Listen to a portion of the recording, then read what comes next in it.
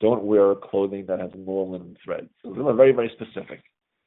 Then there's others that are less specific, like there's don't steal. That covers a lot of things. Then there are things like love your neighbor, do what is right and good, be holy. Like, well, what does that mean? Do what's right and good. So he said, do what's right and good means everything that you do that involves another person should be good and kind and beneficial and helpful. You never do anything harmful. What does it mean to be holy? It means, just because it's kosher doesn't mean you should eat it. Or maybe not all at once. That you should live, your life should be, you should practice restraint, not indulge in everything. You should be. He says, so what kind of law is that? He says, what are the rules? He says, so he explains that Torah gives us rules for how to keep kosher, right? Don't look at meat and take the blood out and all these different things, right? And we have a whole Shulchan Aruch. I had to study it before I became a rabbi, and it was after years of learning Gemara, and all of a sudden I'm learning about cows and how you roast the meat and what is all this stuff. I had to learn that, or else I wouldn't have gotten my degree. How much have I used it since then? Whenever something happens in the kitchen, I call somebody else and I ask, what should I do? It's a lot of law. It's a thick book. You got to read a lot of pages and a lot of commentaries, and you have to. It's a lot of information to master, but we have all that information because it's pretty concrete. When it happens, sometimes I do know the answer, and if I don't, then I call somebody else. They're running through a whole bunch of the whole Rolodex. I'm like, well, was it hot? Was it cold? Was it new? Was it old? Was it salty? Was it this? Was it a knife? Was it a pot? Was it an onion? And then after you do all that, you know the answer. Right? But laws like be a good person or be a holy person, you would have to have 1,000 volumes, and it still wouldn't be enough because every situation is different. Every person is different. The same person, if it's Tuesday or Wednesday, it might be different. Maybe it depends on what mood you're in. Maybe it depends what the weather is. Should I help somebody? Should I help somebody cross the street with heavy packages? Well, I don't know. Am I in a rush? Is somebody else waiting for me? How heavy are the packages? How strong is the person? How strong am I? There's so many. How can you make the rules? So you'd have to write. Well, if you did this, and if you're feeling this way, if you had a cold yesterday, and if the package is 50 pounds, and if it's Friday, and if it's so the Torah doesn't do that. Instead, it leaves it up to you. Okay. Now, so the Rosh Hashiva basically asked the following question. If you would ask me, if you would ask any person, Jewish, not Jewish, doesn't matter. What is the difference between law and sort of custom, or law and good character, whatever you want to call it? So, what would you say? What's the difference? Well, you're bound by the law. Right. And but other things are not mandatory; they're recommendation. Right. I think that is the standard answer. I think everybody would give some version of that answer. So you would say, law, if you don't do it, you go to jail, and good character, if you don't do it, you don't get invited back for another dinner. Right? That's it. And you see from the Maggid Mishnah that is absolutely incorrect, because he says, why did the Torah not write laws for being good and being holy? Because there's too many of them. That is the reason. In other words, if the Torah wanted to, if we had enough time, if we had enough paper, we would have laws. And the laws would be the same as the laws for not mixing milk and meat and not eating pork. It's the same. Not saying good morning to somebody is like eating pork. It's the same thing. No difference. Less mandatory. The reason the Torah doesn't write is because it's too complicated. That's the reason. Aren't the Muslim like? We'll get there in a second. So that's the next step. But what that means is that working on Shabbos or not passing the salt are the same thing. I mean, maybe not in the same level, but they're both law. So we should say, now wait a second. So you're telling me that I'm just as obligated to be nice and to be, not eat too much cake or whatever it is that I'm supposed to be holy or being, it's just as mandatory as keeping Shabbos, keeping kosher. But look how much information, look how many years of study you need in order to keep kosher properly. You got to be a professional rabbi, and you have to call the rabbi every 5 minutes to know, how do I keep the kosher? How do I kosher my kitchen? What's the parallel? And you're telling me the other rules are even more complicated. We don't even have a shlosh. So you're saying basically these rules are more complicated. Like the Rosh Hashiva said, he said, Shabbos is once a week. You know how much literature there is on how to keep Shabbos properly? They're still coming out with books today, English books, 4-volume encyclopedic works on how to keep Shabbos. That is once a week. This is every day, every minute I'm interacting with somebody, and you're saying it's more complicated. So where's the rabbi? Where are the books? Where am I supposed to get that from? Oh, just figure it out. Imagine I have to keep kosher, figure it out. It's too complicated. I don't have time to write it. You go figure it out. And the whole thing about the dairy on Shavuos, right? That's one of the explanations. That all of a sudden they had to keep kosher. Nobody had dairy. Nobody had kosher meat. So, okay, we just got to eat foods until we can figure this out. It's complicated. It's a lifestyle change. Well, interpersonal stuff, that's way more complicated. We're not even going to write it. Just go figure it out. What is that supposed to mean? So obviously, there has to be an answer to that question. So what's the answer? So Mrs. Hines said it. The answer is that we do have the information, but it's in a different form. It doesn't require as much. It's like online versus offline to use modern. Like you can either give somebody a encyclopedia, or you can give them a little like electronic thing and connect online. You need to type it in. You can go where we have it. Social laws. It can be this, it can be that.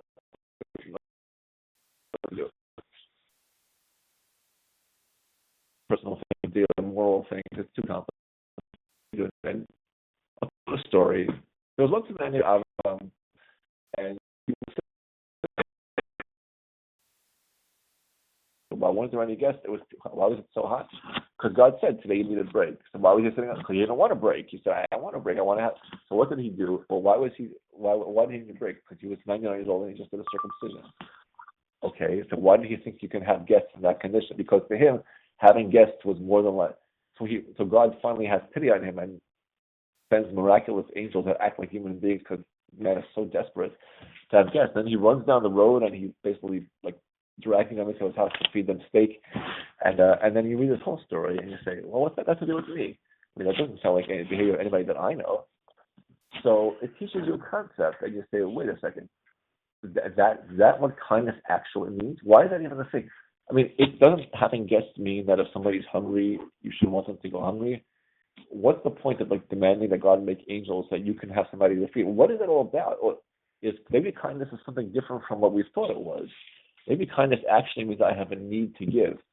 Maybe you think about the fact that God created the world.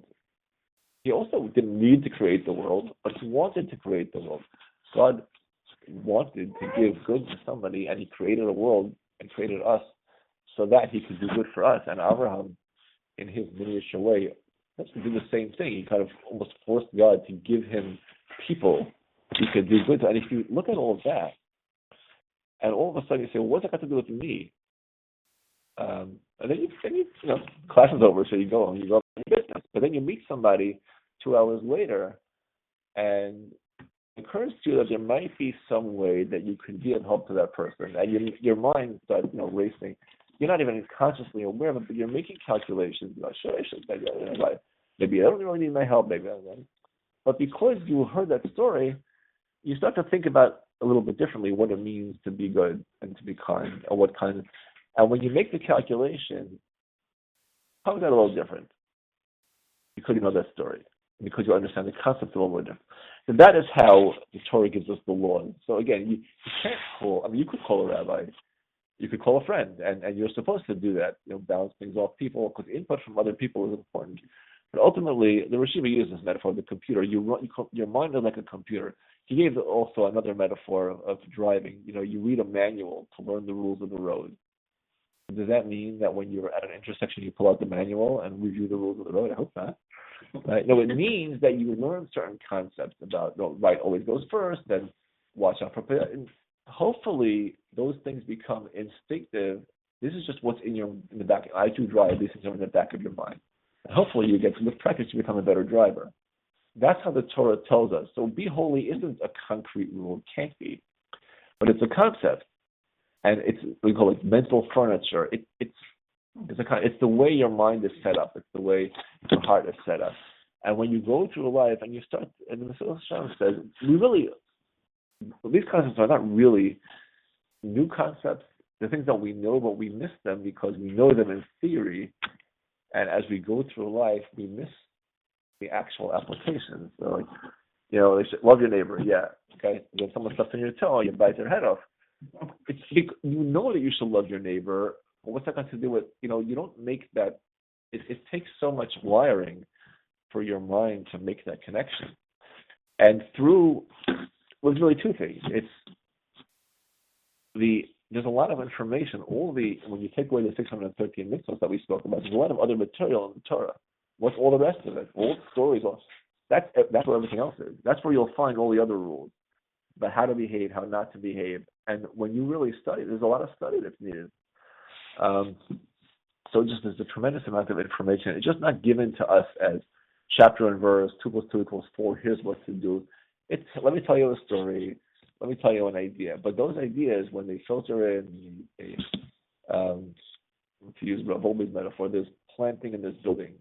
When you talk about halacha, it's more like a building, brick on top of brick, structure, outline, blueprints. This is how our life is set up. But Musar is more like planting a seed. You get an idea, it gets in there, and just let it sit there, and it starts to take root, and it starts to grow, and it starts to sprout. Now, one day you say, "Wow," like Shira said. He says, even in terms of learning and understanding, in terms of Gemara, an intellectual process, you can't measure progress so easily. Think about a person growing, a child growing, getting taller. Like, hey, wow, the shoes used to fit you 6 months ago, now they don't. Like, in terms of learning, I never could have figured. This would have been much too complicated for me to process 6 months ago. But no, I knew exactly where the rabbi was heading with that. I knew that was going to be the answer. And with character as well, you're like, if someone would have said that to me 6 months ago, I would have responded with a snappy line, and I didn't. You won't see that day to day. You won't see that progress, but you'll see it. Maybe 6 months, maybe 60 years, but you'll see it. You have to let the seeds grow, though. And some seeds grow slowly. It takes a lot of watering. That's what we're doing, and that's why the learning component is so important for two reasons. First of all, because of all the information that's there, it's a huge amount of information. And Abraham wrote the book on kindness, and we don't have a lot of stories about his life, but the ones that we do are so big and so dramatic, and we can learn so much. But it's also that the learning process itself is what creates those connections. When we learn, it's partly scientific, and it's partly just miraculous that the Torah itself has to get into us, and when we learn it, it's a holy act.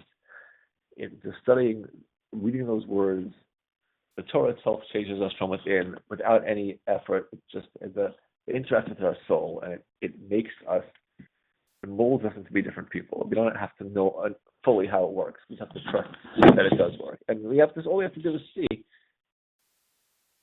Are we still connected? Are we connected? Not connected. Oh, we are connected. No, we're connected. Okay. Sorry, I thought for a second. Okay, so that's that. The role of women, right? So I started this, right? So in terms of application, so the point is that there's the laws of how women's responsibilities aren't different. They're as old as the universe. The intangible aspect of the role a woman takes on, that's not concrete. There's very little in terms of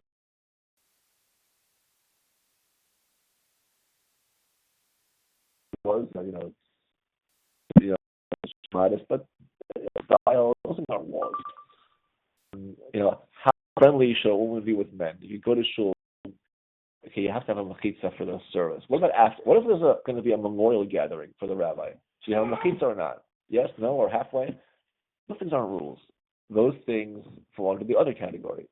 Yes, those things change. It's interesting. Because I had an involvement with this, the yeshiva dinner, Chavetz Chaim. So it started in 1933.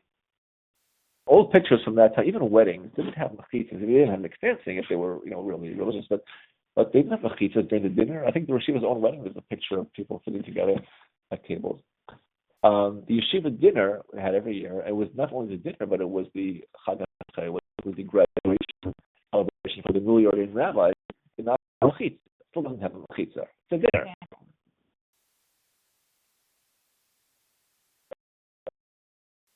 And they also had, at least in some of the recent years, there were tables for men only. Look, the yeshiva students would sit together, the sisters would sit together. So you had, men's tables, women's tables, and family seating. And then it was all, one room, one big room. And then more recently, they upgraded to all the tables were either men or women, and full on mechitza. This was in I would say, maybe in the 2000s, or it was in the last 15, 20 years. So why was I involved? Because they wanted to send out a letter saying that they were making that change from 3 types of tables to only 2 types of tables, right? And they wanted to write that they were making the upgrade, and that's what the Rosh Yeshiva always would have wanted. They didn't want to imply that they had done something wrong before, but they wanted to indicate that it was an upgrade. So they wanted to say, how can you write and let people understand this is a good thing? We always would have done it if we could have, but now is the right time. And it's like we were right before for doing it that way, now for doing it this way. So I hope so that's right, exactly. Try to hit the right note. Why didn't the Rosh Yeshiva start like that? It was because it's not a law. It's laws. I think Rabbi Zaychik said it on Sunday. He learned from Rabbi. You have to know what people can handle. When it's a law is you can't tell people. I remember I think it was that Muslim that time that I came to East Brooklyn. The one time that I was a yeshiva student, I was like 20, and I came to. I remember Rabbi about one line that I remember him saying. He must have been talking like at the meal, and I don't. He was talking about teaching at the local day school, I think, or a Hebrew school. And he said, I tell parents that I'm not going to bring up certain topics because I know the home isn't run that way. But if the child asks me a question, he says, I am an Orthodox rabbi. I'm going to tell them what the Torah says. That line I remember. I know. Like the one sentence I remember him saying. So the law is the law, and the yeshiva would never serve tray food at the dinner, no matter how much people felt they needed it. Right? But as far as even again, you talk about Musar as law. Like the yeshiva had a story that he would say. He didn't say a lot of stories, at least not that I remember from his father. When it's kind of like Mrs. Popovich said about when someone is everything. And when someone is like you want to just memorialize them. You have 1 or 2 good stories. When someone's it's hard to pick a story. How many stories does the Torah tell you about Avraham Avinu? I mean, a few. But he lived for 175 years. But he was more than just a story. The Rosh Yeshiva had one story he would tell about his father that it illustrated to him a very fundamental point. He said his father started the yeshiva in 1933. It was a whole story. We don't have to get into it right now, but it was a big stretch. 1933, in the middle of the Great Depression, he started yeshiva, no money, no this, no that. But he did it. And then shortly after he started the yeshiva, there was a mutiny. The students, these are the students that actually came with him, the pioneers, the stuck with him. They left the old yeshiva, went to the new yeshiva. The 25 students putting their future with this startup project that was such a stretch, and they were going to leave. Why? Because the cook was not so hygienic. Apparently, the Rosh Yeshiva said he was a young man, a student at the time as well, and the complaints had validity to them. But she was a widow, and his father felt that you can't fire her. And the Rosh Yeshiva said, I told my father, you're going to lose your students. The place is going to close down. He didn't say this, but I imagine that means the cook's going to be out of a job too if that happens. But he said, you can't fire her. And he said, and if they leave, so listen, if that's the kind of people they are, I'm not going to give my blood for them. But so the Yeshiva would illustrate how his father basically gave his life for the yeshiva. His father died at 52. There were medical issues, but I think he felt that a lot of it was just the circumstances were so overwhelming, just sapped his health. If it's that important to you that you put your whole life into this project, how could it be that important? I mean, how could the cook's job be more important than, how does that make sense? The answer is the law is the law. That's also the law. Look at the Shulchan. Where does it say that you can't fire a cook? She wasn't doing her job properly, apparently. Right. Yeah, you can't. So I guess you would trace it back, but you're going to find chapter and verse, right? If the milk and the meat get mixed together, you'll find it says, well, you got to throw out the meat unless it's this, unless it's that. Are you oppressing? Does that mean if you hire a widow when you have to keep her on for 70 years and you can't ever find, no matter what, you got to be some guidelines. I think I've never asked them, but it falls under. There is law in this area as well. You can't point to a chapter. And somebody would have, if if the students would have taken it to court and said, we're tuition paying students, we demand that you fire the cook, and it's either the cook or us, and the court would say, so show us, what is your legal argument? You'd say, well, don't oppress the widow. The court would say, well, we feel that it's just, who's going to argue this, argue that? And just he assessed, using the unwritten rules, that this does not justify. And to him, that was the law. So it's the law. Can I point to a chapter and verse? Maybe I can. What difference is it? It's still the law. And it was the law, and the law said you got to close down the school. So you got to close down the school. You can't fire the widow. It's just what it is. So I think I understood the story. But whether you should have, again, the tables of the dinner is not so concrete. That does depend on how people feel about it. So in the 50s or the 60s, it's one calculation. The 70s and 80s, 90s, it changes. And so things have to change. I think society today, there are certain things. Society moves in a trend. So right now, society is in a trend. There should be no distinction between men and women. Everything is the same all the time. That's not a Torah concept, and it never will be a Torah concept. I'm not going to give credence. One thing is, not credence.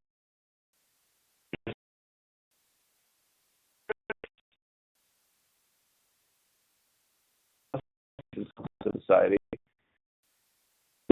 Even today, there are communities where they operate in totally separate spheres. They don't really interact until they get married, and it's a family thing, but no interaction. That can be okay if society is set up that way. Other societies, like this one, they're much more free. Make an event, everyone mingles and socializes. That can also be okay. It depends. It depends on the circumstances. So this didn't really fly in the 30s, right? But davening, yes. During. No, right, yeah. Oh, okay, never mind. So, that's. So it is a good illustration, because even in a particular area, like should there be distinctions between men and women, the answer is, in certain things it's absolute, in certain things it's subjective. And it really depends on the context. Because unfortunately people insert the word better. If they're different, then one must be better. Right. The Torah tells us that not every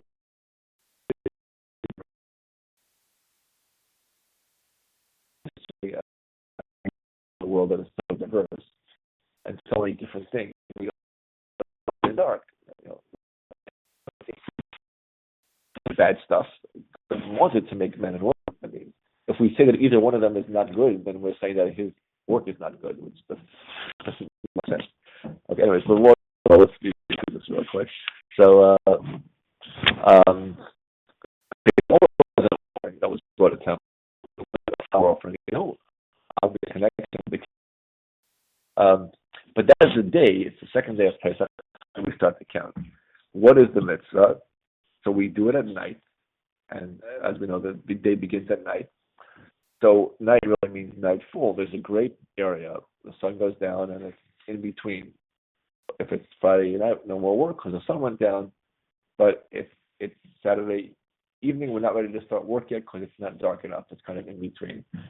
And at some point, somewhere between 50, 60, whatever, 72, whatever it is, there's a certain period at which we say it's dark enough. It's nightfall. After sunset, right? A certain period of time after sunset. In that period, for Shabbos, the shul typically waits about 50 minutes after sunset for the end of Shabbos. For counting the Omer, you can do a little earlier, but 50 minutes is definitely safe. 50 minutes after sunset, you count the Omer. You stand up. Why do you stand up? Well, first of all, because you're going to make a bracha. You always stand up if you're making a bracha on a mitzvah. If you're making a shahakol, and drinking a cup of seltzer, you don't need to stand up. But if you're making what? No one knows. If you're making a bracha on a mitzvah, whether you're lighting Shabbos candle, Hanukkah candle, any mitzvah you're making a bracha on, you stand up for the bracha. Like Megillah, you stand up for the bracha and sit down for the Megillah. In shofar, we stand up for the bracha. You could theoretically sit down for the shofar, although we stay standing, but we always stand up for the bracha. And in the case of the Omer, we stand up for the counting as well. And that's because I believe the Torah says you count the Omer from the time that they cut the grain that is standing in the field. The Torah uses the word standing, and you should be standing when you count. What do we count? We count days and weeks. So So, today's the first day of the Omer. Even if you say today's the first day, it's adequate, but you should say the first day of the Omer. You can count in any language because counting is counting. Counting in Hebrew and not knowing Hebrew isn't really counting. I'm not sure it even works. But so count in English, but counting in Hebrew certainly works if you know what you're saying. If you have the translation. So the translation is not hard. But the main thing is to count. So today is the first day, the second day, third day, fourth day. Today is the seventh day, which is 1 week. Today is the eighth day, which is a week and a day, and so on and so forth. The part that gets a little confusing, though, it's not terribly confusing, is what happens if you forget. So the basic rule is pretty simple. You don't remember to count until the next morning. Count until you can't count anymore. So if it's the 17th day, it begins 50 minutes after sunset. You can start counting the 17th day. Count any time during the night, all the way till the next day. The next day starts. You can do it till sunset. You can still count the 17th day. However, if it's already the daytime, if you missed the entire night and you only woke up in the morning and you're counting 17 because last night was 17, you shouldn't make the blessing anymore because some people say that counting in the day just doesn't cut it. So the rule with blessings, the blessings are rabbinic. The concept of making a blessing on a mitzvah was not written in the Torah. And rabbinic things, when in doubt, you generally don't have to do them. When it comes to blessings, which are also rabbinic, when in doubt, you don't have to. And when you don't have to, you really shouldn't. Because when you say a blessing, you're using Hashem's name, and especially in the format of a blessing, you don't pray using Hashem's name. Okay, pray to Hashem, but to say a blessing is a very specific formula created by the rabbis, and it's almost like taking an oath. You don't want to take an oath in vain. So making blessings that you might not have to make, better just don't make them at all. So if you're counting during the day because you missed counting at night, you don't make the blessing, but you still count because according to many people, it's still fine. And why would you miss the opportunity? Do the mitzvah, just don't make the blessing. If you miss a full day. If you miss a full day and you don't remember until the next day, and again, not clear whether you can keep counting or not. I mean, you can keep counting, but it's not clear whether you get the mitzvah if you missed the day. But if you missed day number 17, you counted day number 16, now you want to count 18. Is it like a package deal? We always say Judaism is not all or nothing. It isn't. But the mitzvah of counting the Omer might be all or nothing. It might be you got to count all 49 days, or maybe not. So again, keep counting. Why shouldn't you? Many people say it's still a mitzvah, and you should do it, but don't make the blessing. However, and this is where not complicated, but what about the person who didn't count at night, counted the next day without a blessing? What do they do the next night? Do they continue to count with the blessing or without a blessing? The answer is with a blessing. You would say, well, I counted day number 17 this morning without a blessing because we weren't sure whether that was good enough. So now tonight, we're also not sure whether I can continue. The answer is yes, but it's not the same. Because tonight, I have two arguments in my favor. Some people would say that when I counted this morning, day number 17, that was fine. And according to those people, I'm good. And there are also people who say that even if I miss the day entirely, I can keep going. And according to those people, I'm good. So the only problem would be is if you don't think that my counting today was good, and you also think that it's an all or nothing mitzvah, so sort of 2 out of the 3 possibilities, I'm okay. I can keep counting. Sex right. You're as positive. I went through your notes from 2022 for this parsha, and I saw that. You're kidding. Okay, I'm glad to hear that. Wow. That's a good feeling. You made my day. But that the rule of thumb is anytime you're not sure about missing a day, that's whenever you have a double doubt. So you say, look, missing a day may or may not be a problem. So if I'm not sure if I missed a day, and that means I'm not sure if I did something which I'm not sure if it will be a problem, even if I did it. So that the double doubt allows me to continue. Or, as I think I wrote in my notes I sent my newsletters, if you're not sure, just ask around about what to do. So, on that note, I guess we're on the clock, but that's okay. We can continue next. We'll be done. And women don't have to stay a proper period. They don't have to, right? Women are not obligated. It's not for women to begin with.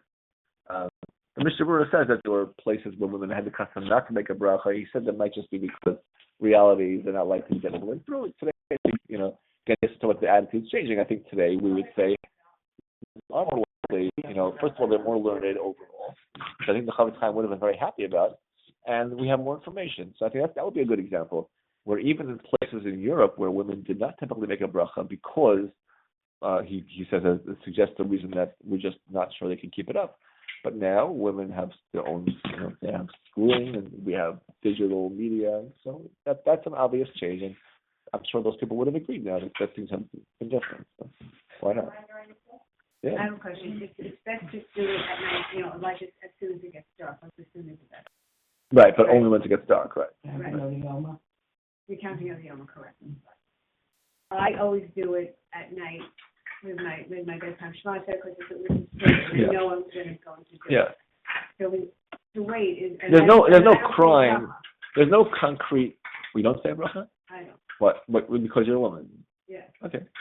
So I just do it... Yeah, there's no harm. I mean, in general with mitzvahs... Still do it. It's okay. But I like it's like a cadence. All things being equal, right. I think you're kind of laying it out correctly. All things being equal, it says any mitzvah, the Shema. Once the time comes, you should do it immediately. That's a concept. Mr. Shalom says that we always, you never know what can happen. It's a lifestyle. The way we live is that the opportunity comes, you should seize it. And certainly with mitzvahs that operate within a time frame.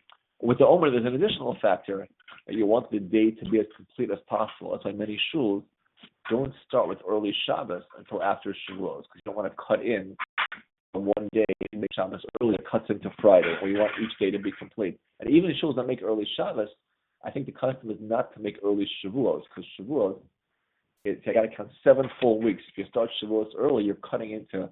So but by the same token, you want to start once the day comes, you want to start the count. But from a legal halachic perspective, there's no concrete law. You must say it the minute the night starts. The entire night, you can make the bracha if you're making bracha. There's no, and if that's the way you remember, that's practicality. That's what helps you remember. It happens to me again for someone who's obligated.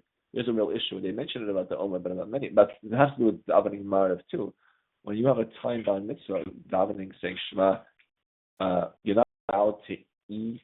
Certainly not a bread meal. You're not allowed to go to sleep or learn Torah. A number of activities are not allowed because you might get caught up and forget. Right. But you can solve that by having a reminder, by having so there are workarounds for that. So that is something to be mindful of. Thank Okay. you. So thanks for tuning in, and see everyone next week, hopefully.